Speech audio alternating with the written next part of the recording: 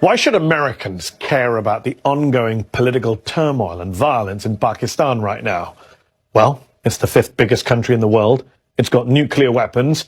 It was one of the front lines in the so-called war on terror, and it's currently considered by our government to be a major non-NATO ally. And yet ever since Imran Khan, the legendary Pakistani cricketer turned populist politician, was ejected from the Prime Minister's office last year in a very controversial parliamentary vote of no confidence, that country has been in the midst of an historic political and economic crisis.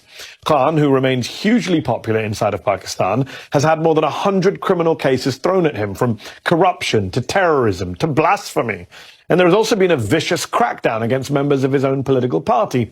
Khan's violent arrest outside a courthouse in May, later deemed by Pakistan's Supreme Court to be illegal, led to mass protests, to violence and death across the country.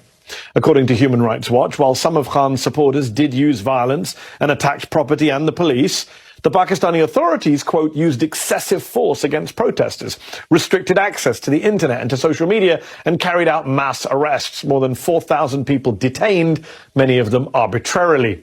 But what was so stunning about those protests is that they weren't just anti-government, they even challenged the dominance of the once revered, almost untouchable Pakistani army. See, that country of more than 250 million people, which has long aspired to be a functioning democracy, has been ruled, directly or indirectly, by the military for most of its 75 years of independence. Currently, the Pakistani military has banned any mention of Imran Khan's name on air. Prominent journalists have just disappeared. Even Pakistani-American fashion designer Khatija Shah has been detained for taking part in the protests. And Khan himself, who survived an assassination attempt last November, is worried for his own life.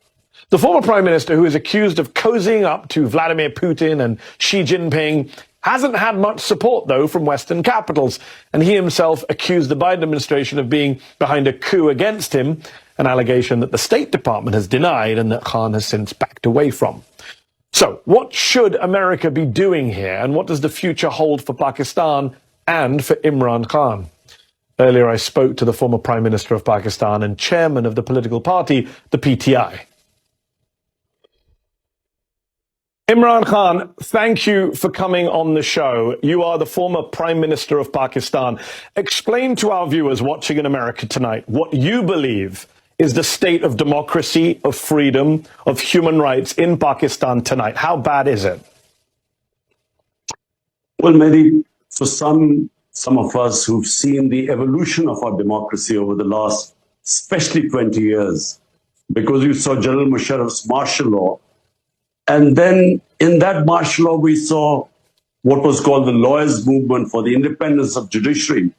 And during that time, the media asserted its independence. So we were moving towards a democratic system. Two governments came in, stood for 5 years, and then left elections. Another government took over. So we're moving towards, what we hoped would be genuine democracy, because normally we had a hybrid system. Even when the army was not in power, they really controlled the levers from behind. But what is happening right now is a total dismantling of our democracy. It's not a question of what is happening to my party or to me, or these 170 cases and so on, or whether I'm in jail or these are not one, but two assassination attempts on me.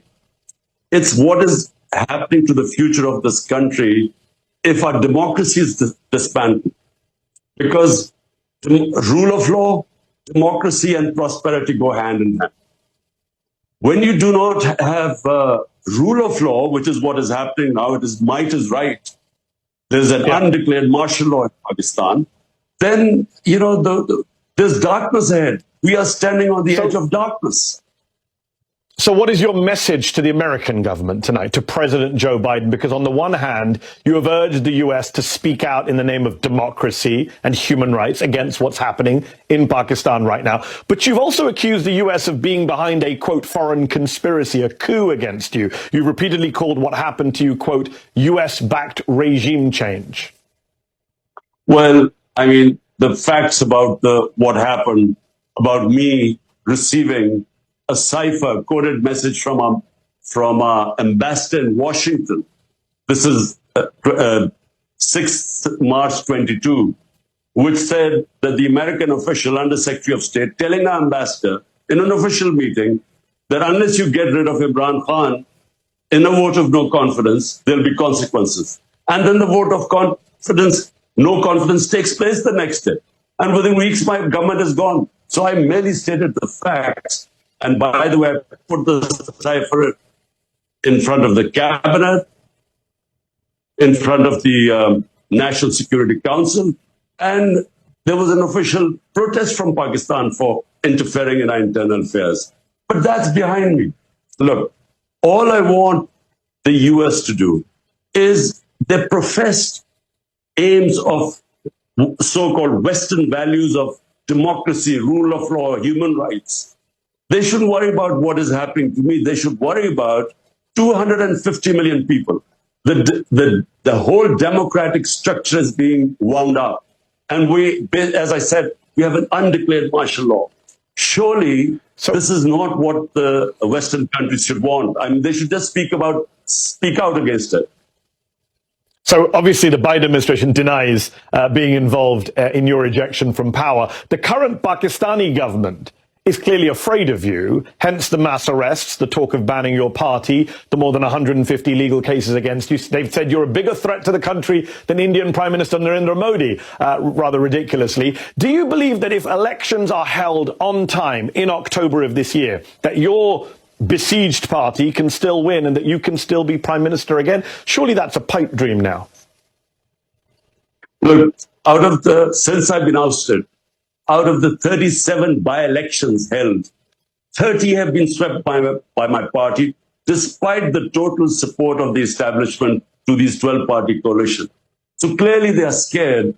This whole thing, which happened to us after 9th May, when I was abducted from within the High Court, abduction, and the way that they abducted me as if I was some terrorist. So the reaction to that was used as a way of just clamping down, crack down on my party. We equated to what Hitler did after the 1933 burning of the German parliament. He cracked down on the communists and wiped them out. This is what's happening now. How could a few cases of arson be made a reason for 10,000 of our workers in jail? And every day people are being put in. My entire leadership is in jail. The only way the leadership can come out of jail if they renounce being part of my party. So it's never happened in this country before. Women have never been put in jail. The entire media has been muzzled. I mean, the military